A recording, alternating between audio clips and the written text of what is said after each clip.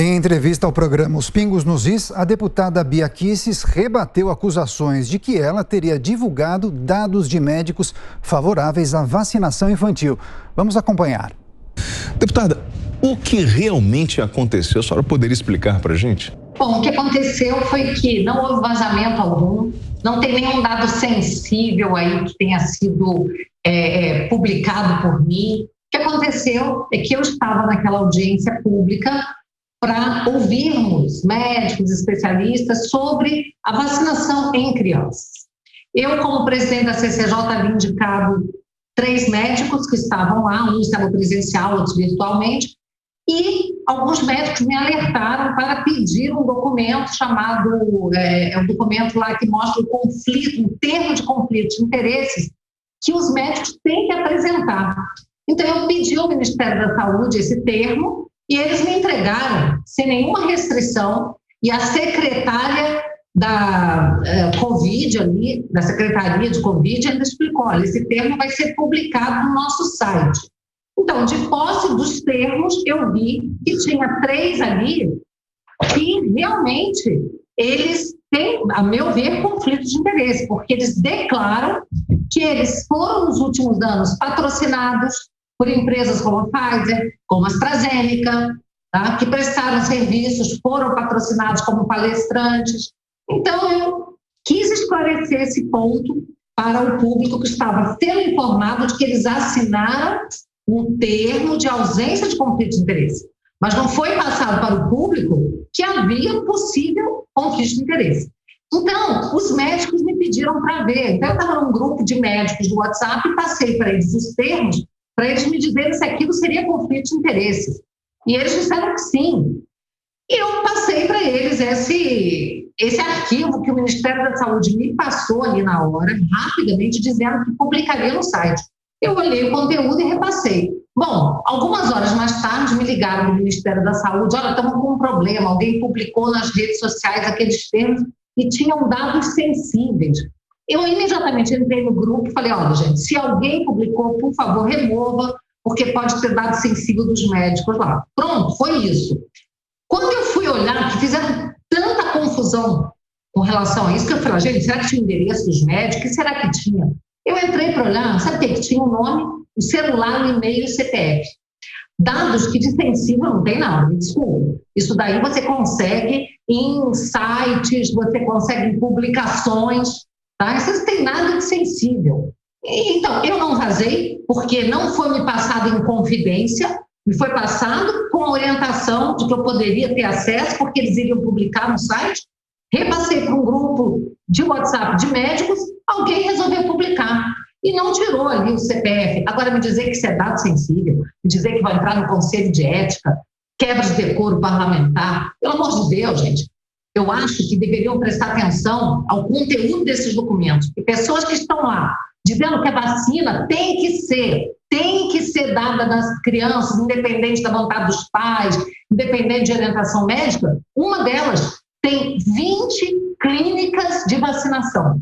Então, uma dessas pessoas, além de ter sido patrocinada aí pela AstraZeneca e pela Pfizer, possui 20 clínicas de vacinação. São essas pessoas que querem convencer a todos que a vacina tem que ser dada, que ela é segura, que ela não tem risco.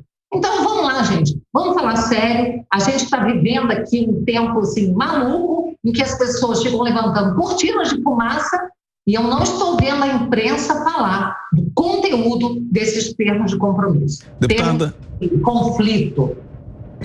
Perdão, com a palavra Guilherme Fiuza. Nós não vamos ver essa imprensa, essa que já foi a grande imprensa, é claro que ela não vai falar isso, porque nessa imprensa você só lê que a vacina é tudo de bom, né? São vacinas em desenvolvimento,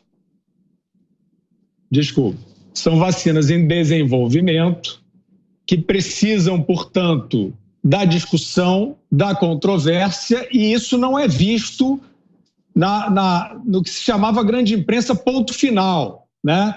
Agora, a pergunta é assim, a senhora mencionou a cortina de fumaça, e por trás da cortina de fumaça, esses visíveis conflitos de interesse, o que a coletividade faz em relação a isso? A senhora né, como uma pessoa que vem do Ministério Público, o senhor acha que o Ministério Público deveria, eu não estou fazendo aqui nenhuma apologia, caça às bruxas nem nada, mas deveria averiguar esta trajetória, se ser patrocinado por um laboratório, você ter clínica de vacina e sair dizendo que a vacina é ótima.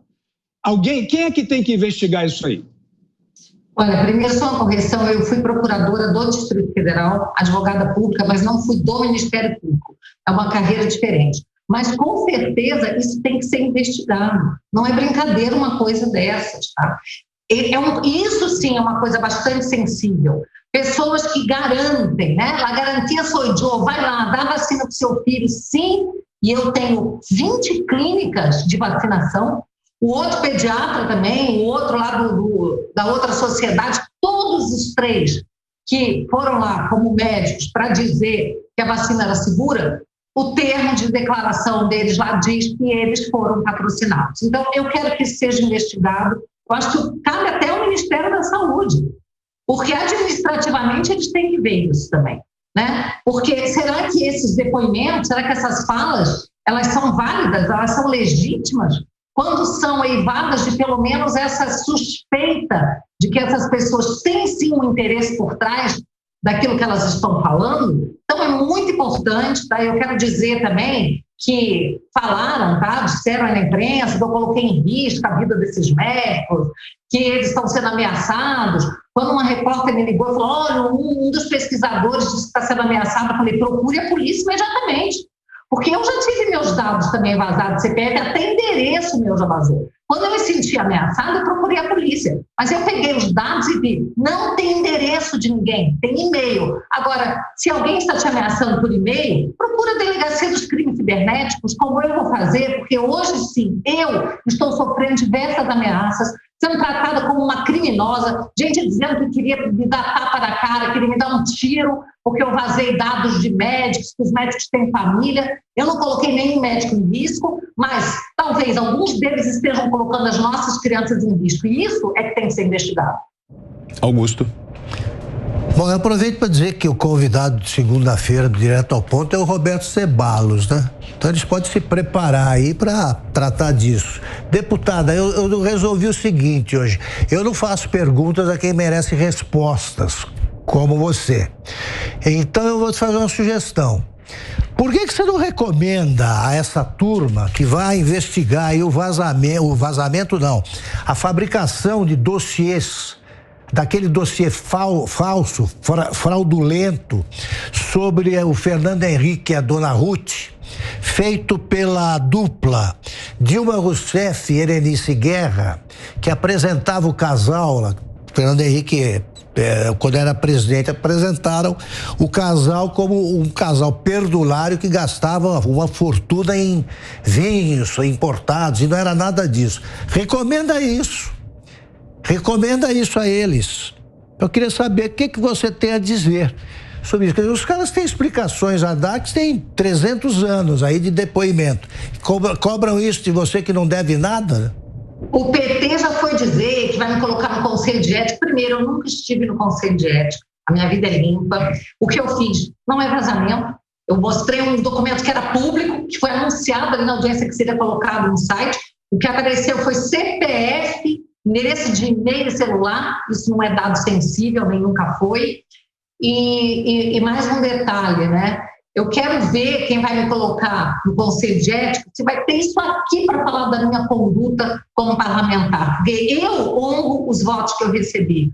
Ontem nós fizemos uma live com médicos, com juristas, sobre essa questão da vacina, quem vai se responsabilizar. Augusto, nós tivemos mais de 120 mil espectadores ao vivo, mais de 120 mil.